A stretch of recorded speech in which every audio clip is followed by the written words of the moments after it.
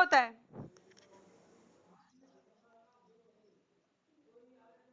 अच्छा, रुकना। और कोएगुलेशन का मतलब क्या होता है? हाँ हाँ, सही बोल रहा है भाई, सही, बिल्कुल सही। और कोएगुलेटरी हीमोस्टेसिस मतलब?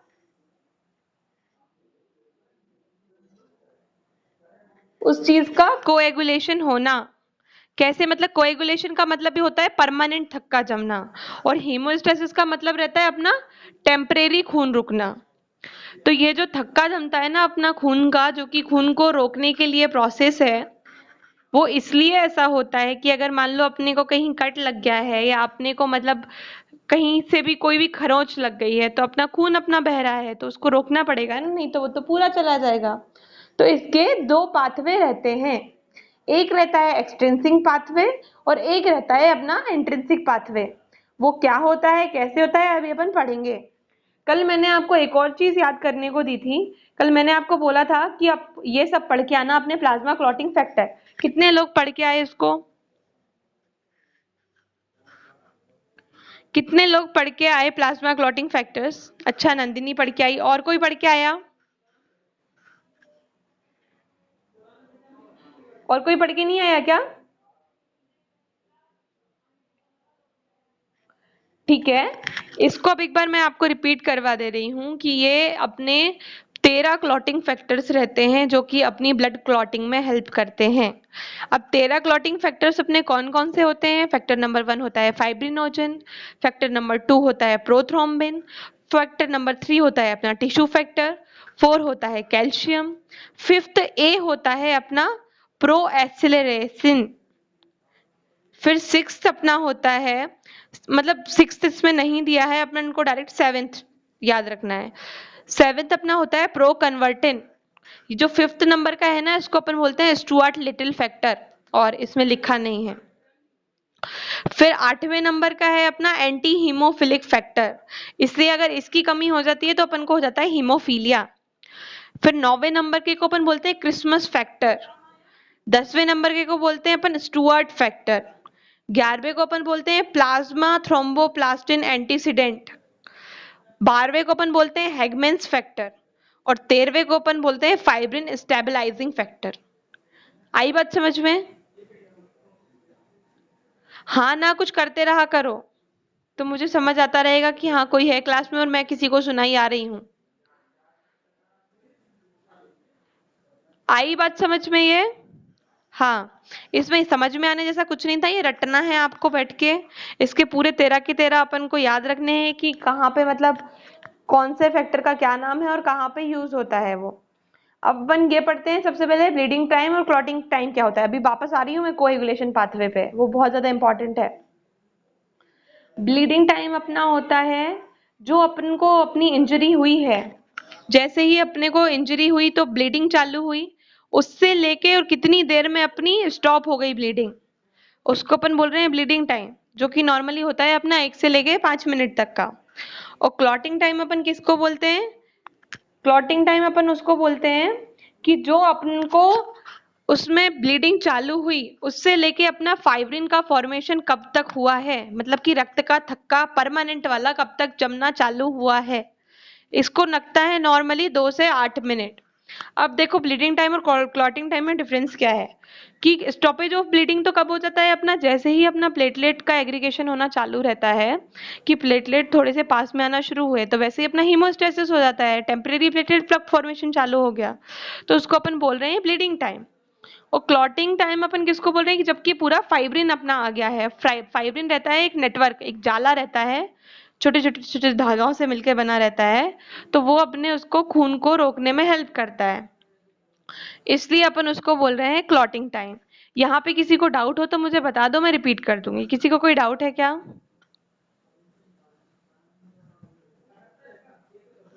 किसी को कोई डाउट है?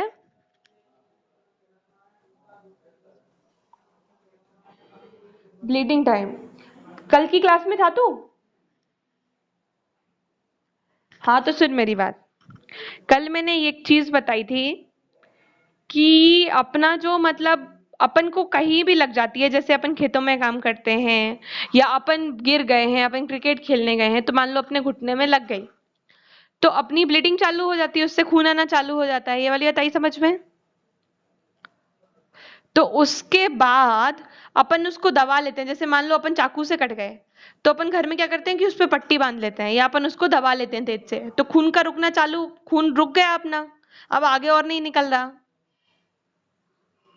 तो उसको अपन क्या बोल रहे हैं? Bleeding time. और जब वो घाव अपना भर गया है कि अब उसमें से खून नहीं निकलेगा, उसको अपन बोल रहे हैं क्लॉटिंग टाइम। आई बात समझ में कि अभी भी नहीं आई? और कोई, और किसी को डाउट है क्या?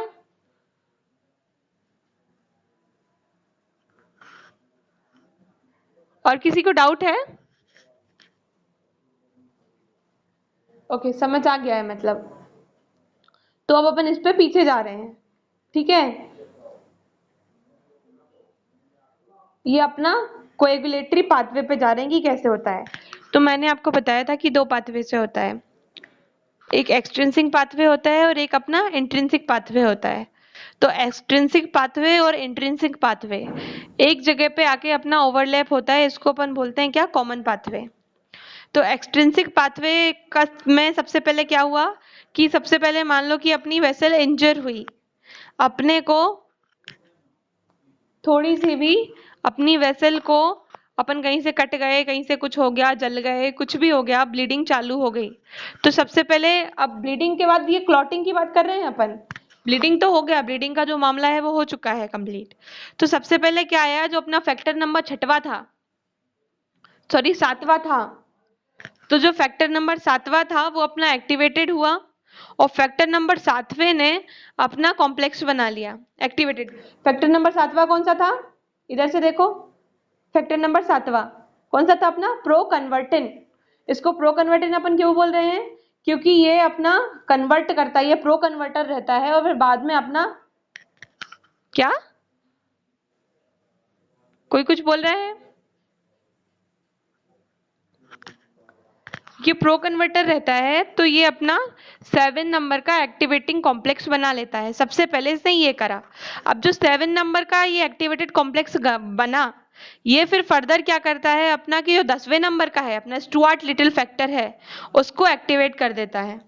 फिर 10वें नंबर का जो फैक्टर है वो अपना प्रोथ्रोम्बिन को थ्रोम्बिन में कन्वर्ट करता है, और थ्रोम्बिन फिर जो है वो फाइब्रिनोजन को फाइब्रिन में कन्वर्ट करता है, और फाइब्रिन का ही अपन को थक्का जनवाना है।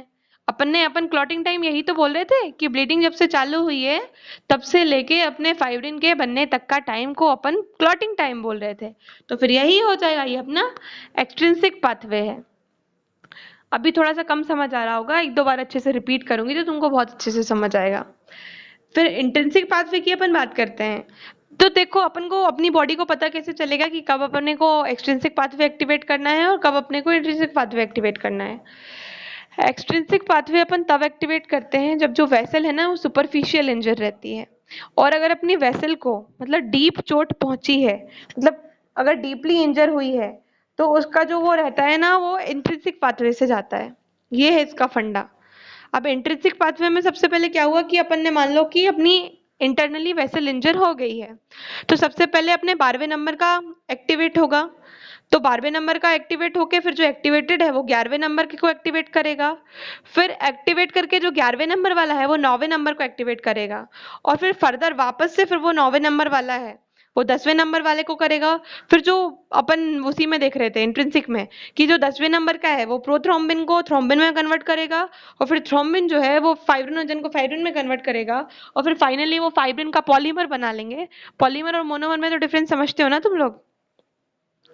पॉलीमर का मतलब रहता है बहुलक, और मोनोमर का मतलब रहता है एकलक। मतलब किसी चीज की एक यूनिट है तो अपन उसको बोलते हैं मोनोमर, और अगर उसकी मल्टीपल यूनिट्स हैं तो अपन उसको बोलते हैं बहुलक। जैसे फॉर एग्जांपल मोतियों की माला है, तो उसमें से अगर एक मोती की अपन बात करें तो वो अपना मोनोमर है, और अगर अपन उसके पूरी माला बना दी अपन ने मोतियों को जोड़ जोड़ के, तो वो अपनी पॉलीमर बन जाती है। आई बात समझ में? ये किस किस को थोड़ा थोड़ा समझ आना मतलब आया और किस किस को बिल्कुल भी नहीं आया, मुझे ये बताओ।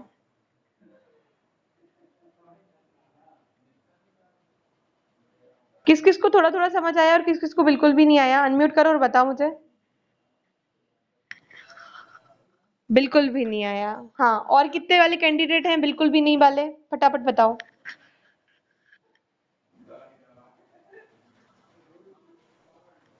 अच्छा, हाँ, और बताओ।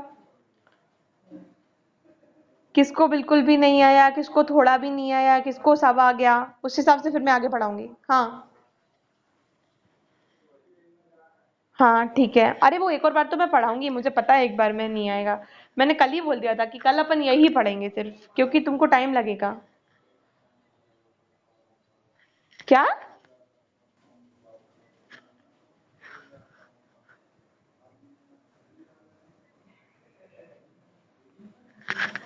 और बाकी सब बच्चे? नम्रता, कुशवाहा, अनम्यूट करो बेटा।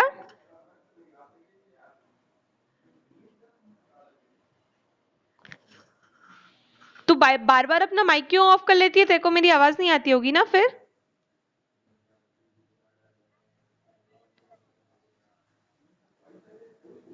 और ये कल्पना, आप अपना माइक क्यों बार बार ऑन कर लेती हो? मतलब क्लास को डिस्टर्ब होता है। ठीक है, चलो। तुमको आया समझ नम्रता?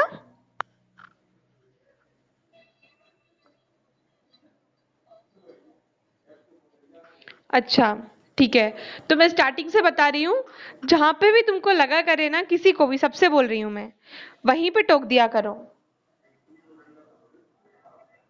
ठीक है?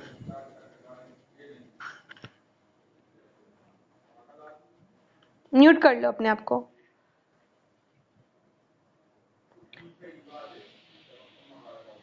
हाँ, ये हाथ क्यों खड़ा कर रही है Kalpana? Is there any problem with anyone?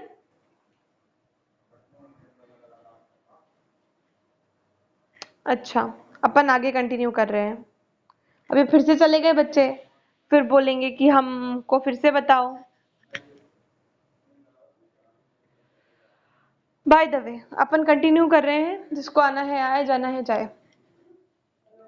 तो मैं तुमको ये बता रही थी कि जो अपना कोएगुलेशन होता है, वो अपना दो पाथवे से होता है, एक एक्सट्रिंसिक पाथवे और एक इंट्रिंसिक पाथवे।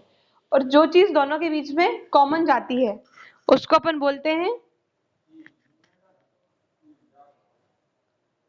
अगेन बच्ची आई है नहीं, इसलिए मैं फिर से बता रही हूँ कि कोएगुलेशन जो अपना होता है, उसके दो पाथवे होते हैं। एक एक्सट्रिंसिक पाथवे होता है, एक इंट्रिंसिक पाथवे होता है। जो एक्सट्रिंसिक पाथवे होता है, वो तब होता है जब अपनी वेसल जो है वो एक्सटर्नली इंजर रही हो। और इंट्रिंसिक पाथवे का मतलब रहता है, अगर अपने को गहरी चोट लगी है तो अपना इंट्रिंसिक पाथवे एक्टिवेट रहेगा। ये इसका फंडा है। ये वाली बात आई समझ में?